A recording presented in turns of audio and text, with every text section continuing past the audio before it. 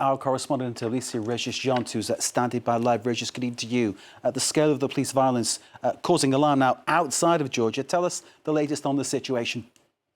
The latest is that this evening the parliament voted for the law on the second reading, and it was quite expected, but it was voted in hurry, in quite a hidden way, let's say. And as we expected, it raised a lot of anger in the country. And tonight there is now underway a very big demonstration, one of the biggest I ever observed in this country within for 20 years. Very important, showing how determined are the people which are opposing to this law.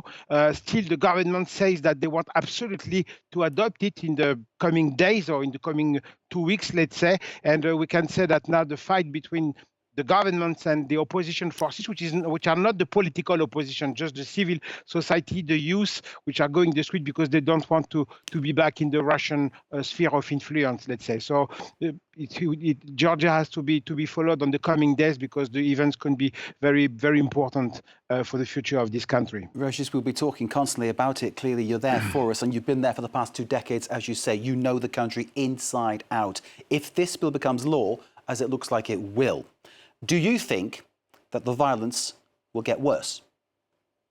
Yeah, it's really possible. And again, the mood we could observe tonight in the demonstration, just a few minutes ago where I was there, I still have some gas in the ears.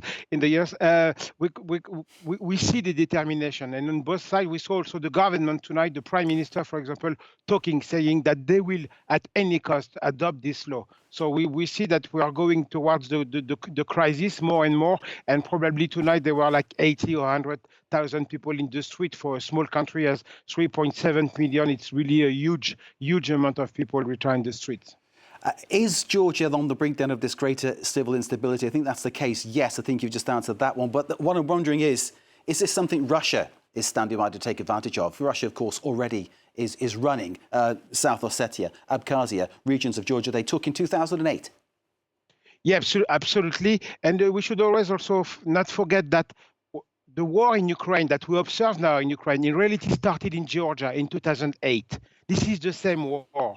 And the wording, the method, the way that Russia is conducting this war is the same than the one which started in Georgia back in 2008. So what happened now in Georgia is obviously something which was pushed by the Russians. And by the way, we had a lot of messages these last days from the Minister of Foreign Affairs of Russia, the former President Medvedev, supporting the Georgian government to adopt this law. So what's happened is also somehow part of the war of Russia against Ukraine and basically against the West and other country in the near abroad of Russia which want to become part of the European and the Western world. Regis Gente in Tbilisi, thank you very much indeed. Rinse your eyes, take care of them. That tear gas stings badly, doesn't it? Regis Gente, our correspondent, bring us the very latest on the situation. And of course, he has a watching brief. Thank you, sir, for being with us. We'll be speaking to the